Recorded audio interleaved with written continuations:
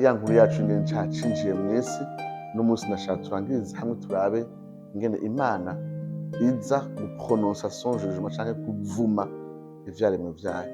Twaravuze inkurikizi zitandukanye z'icaha cabo, ariko uno munsi tuza kurangiriza kuraba ingene Imana ivuma Satani, ingene ivuma wa mugore ikongera ikavuma Adamu, kugira ngo umuntu aprononse malediction kuwundi nuko aba afise ububasha bwo gushitsa iyo soro kuri uwo muntu. Imana yovuma Satani bangana, igituma tubona na Satani avumwa co kimwe n'ibindi biremwa vyose nuko nawe ari ikiremwa gisanzwe. Hari igihe twiyumvira ko kumenya Satani n'Imana banganya ububasha, hanyuma umwe agakwegera hirya uwundi akwegera hino, tutazi neza uwuzoruhira kunesha. Mbere n'amadini amwe ya kera nka Zoroastrisme, dualisme mu Bagiriki n'ahandi dusanga le même concept, hamwe bakavyita la lumière hamwe na les ténèbres, umuco n'umwijima.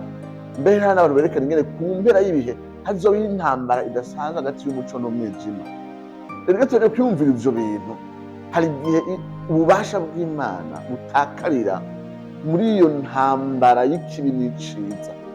Ariko mu vy'ukuri itangurira twereka yuko naho tubona isi yononwa n'icaha, naho tubona Satani umenga ariko arakora, ni kiremwa ari munsi y'ububasha bw'Imana. Tubona rero uwa mbere avumwa hano ni ya nzoka. Iyo nzoka iriko iravumwa womenya ko habwirwa inzoka yo mu buryo bw'umubiri, mugabo tubizi neza yuko wa mugarariji, wa mugwanizi, nk'uko izina ryiwe risobanura Satani umugwanizi, ariwe yinjiye mu nzoka yo mu buryo bw'umubiri kugira ngo iyo nzoka yo mu buryo bw'umubiri imufashe gushikana icaha n'umugararizo mw'isi.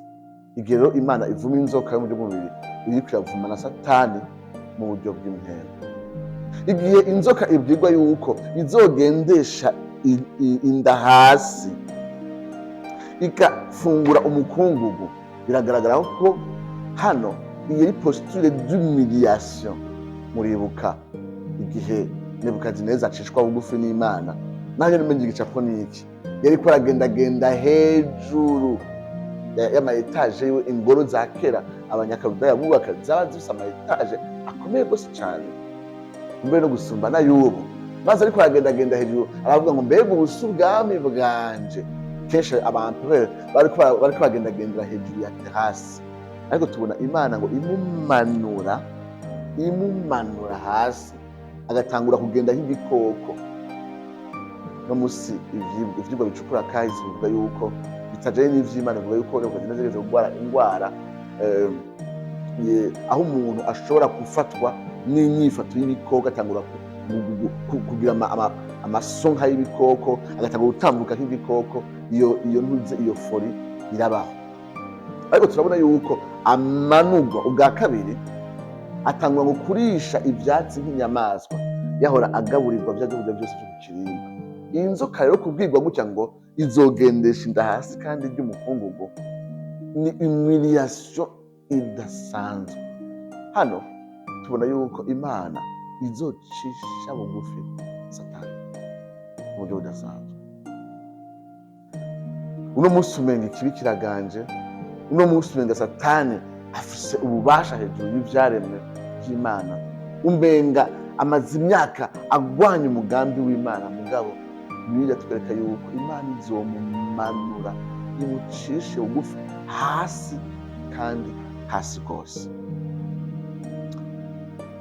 Umurongo wa 15 twereka ico Imana izokoresha mu gushitsa iyo jugement kuri iyo nzoka. Ivuga ngo nzoshiraho inyankana hagati yawe n'uyu mugore, hagati y'uruvyaro rwawe n'uruvyaro rwiwe, maze uruvyaro muri singulier, uruvyaro rw'uyu mugore ruzokumena umutwe. Usanga Imana yaragenye uburyo izocisha bugufi kandi ikoresheje uruvyaro rwa wa mugore. Turazi ko Yesu Kristo azovuka mu buryo bw'umubiri, akavyagwa n'umugore kugira ngo acungure abari munsi y'ubuja bwa Satani, ya nzoka. Urupfu rwa Yesu Kristo aho yapfuye ku musaraba akazuka, yaranditse ko bagenda bishasha, byerekana ko agucishwa bugufi kwa Satani. Mbere Pawulo yandika ab'Ikolosayi ababwira ngo yambuye abakuru n'abafise ububasha n'abahambaye bose, ibashorera bafashwe mpiri, ibatetereza ahabona kubw'uwo musaraba. Bariko kwandikira Abaromani arababwira ngo vuba cane Imana igiye guhonyorera Satani munsi y'ibirenge vyayo. Dusanga Imana ikoresha Yesu Kristo hamwe n'abera gucisha bugufi inkomezi zose za Satani n'abadayimoni. Uno munsi kuko Yesu yapfuye kandi akazuka, Satani arabizi yuko yabaye confortable kuri we. Ku munsi abantu baravuga ubwa kabiri, ku munsi abantu baracika Satani bakava mu bwami bw'umwijima bakaja mu bwami bw'umuco. Umuntu akivuka ubwa kabiri ahagaze mu izina rya Yesu Kristo ashobora kwirukana abadayimoni ibihumbi n'ibihumbi, kandi ku mpera y'ibihe tuzosanga n'ubundi Satani azoja munsi y'ibirenge by'abera kandi burundu completement. Na vya bintu umenga n'ibisigarira agifise ku buzima bwacu azoja munsi rwose y'ibirenge by'abera. Dusanga Imana izocisha bugufi Satani yazanye ikibi mw'isi ikoresheje uruvyaro rw'umugore ariwe Yesu Kristo kandi ariryo shengero. Umurongo wa 16 ikibwira igitangwa kuvuma umugore. Abantu bavuze bati turavye ordre y'ingene Imana ipononsa les malédictions, kumuri iri kwerekana n'ingene bari coupable progressivement. Yanzoka umugore abagahezwa kuri Adamu. Uko iri kose naho atangwa kuvugwa umugore agahezwa Adamu, uko iri kose bose uko ari babiri bari munsi y'urubanza rw'Imana. Nta wari munsi y'urubanza rw'Imana gatonya gusumba uwundi.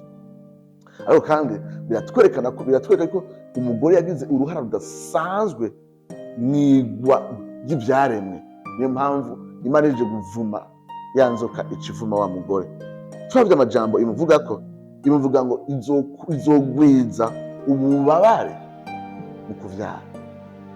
Kuvyara cyateza kuba ikintu ciza, cyateza kuba mu buryo bwa mbere bwiza. Ko umuvyeyi kugira ngo aronke ikintu ciza nk'umwana amanza kubabara agakorora amosozi, rimwe na rimwe akatakariza n'ubuzima bwiwe. Ibi vyose ni mu z'icaha. Kuvyara ni ikintu ca mbere ciza gushoboshikira umuntu.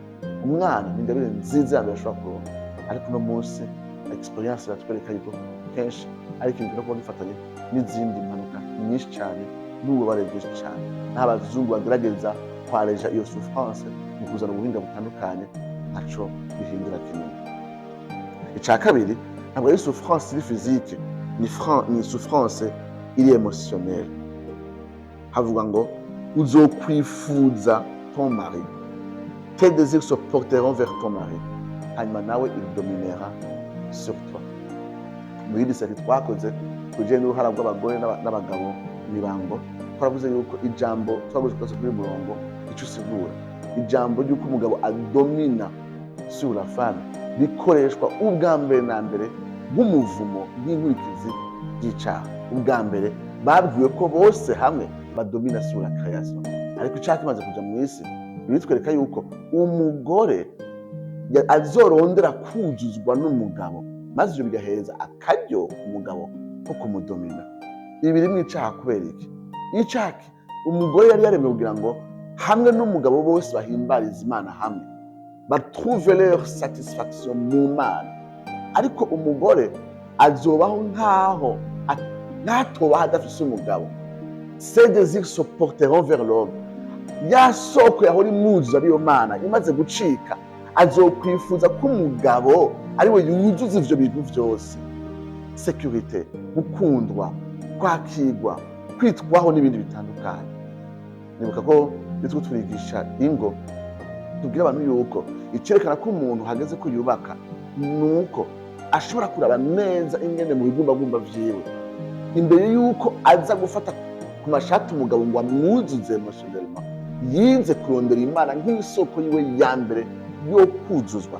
Nivyo Imana yakoresha mariage kugira ngo itwuzuze emotionnellement, ariko mariage nuwo tuzobana siyo soko nyamukuru kandi ya mbere ya accomplissement yacu, yo kuzuzwa kwacu mu buryo bw'ibigumbagumba. Ariko kubera icaha ivyo umuntu yorondera ku Mana, umugore acagenda agafata umugabo mu mashati ngo ayimuhereze, maze umugabo nawe kuko ari ikirema camaze kononwa n'icaha, il va dominer sur la femme. Tugiye kurangiza, Imana ivuma umuntu. Mu ivumwa ry'umuntu tubona ivyaremwe bivumwa, kuko bizomumerera ico atari yiteze, bizomumerera amahwa, bizomumerera novuga nti ibintu vy'imburakimazi, kandi yari akeneye imfungurwa, ku buryo kugira aronke imfungurwa azomanza kuruha, atandukanya ikibi n'iciza, atandukanya ivyatsi vyiza na bibi, atandukanya icamwa kiribwa n'ikitaribwa, ikirimwo ubumara n'ikitarimwo ubumara. Azokora kugira ngo ashobore kuzuza inshingano yiwe mu rugo yo gushobora kubeshaho umuryango. Dusanga mu vy'ukuri n'ivyaremwe bihava bikavumwa biciye muri Adamu. Ibi rero biratwereka cane neza yuko Imana itigera ifata icaha ibisanzwe. Ntiyavuze ngo mwe muri abantu banje nanemeye nikundira. Burya umubaya ni Satani, ya nzoka. Ya inzoka irahanwa maze n'umuntu agahanwa. Imana idufasha cyane, biratwereka yuko icaha Imana itigera igifata bineneko. Kandi hariho preuve imwe ikomeye itwereka yuko Imana itigera ifata icaha bineneko, nuko yavumye umwana wayo Yesu Kristo. Yarungitse Yesu Kristo kugira ngo adukure kw'iyo mivumo yose, ariko kugira ngo aduhereze, asubirize umuvumo Imana yonyine yivugiye mu kanwa usubirizwe n'umugisha. Byasaba yuko haba icanira uwo muvumo.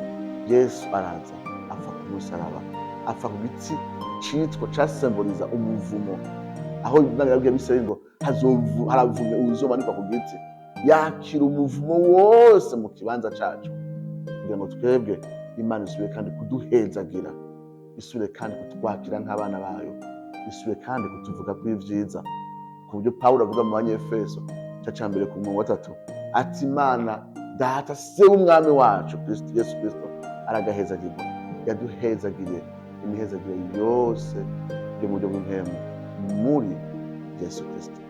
Kuzogera twiga tuzabingana Yesu Kristo ari uwo muringoti usubiriza umuvumo w'Imana uri kuri twe, uri ku munyavyaha wese w'icaha, kandi ko umuvumo ukugwaho kubera ikimazi gitunganye ca Yesu Kristo.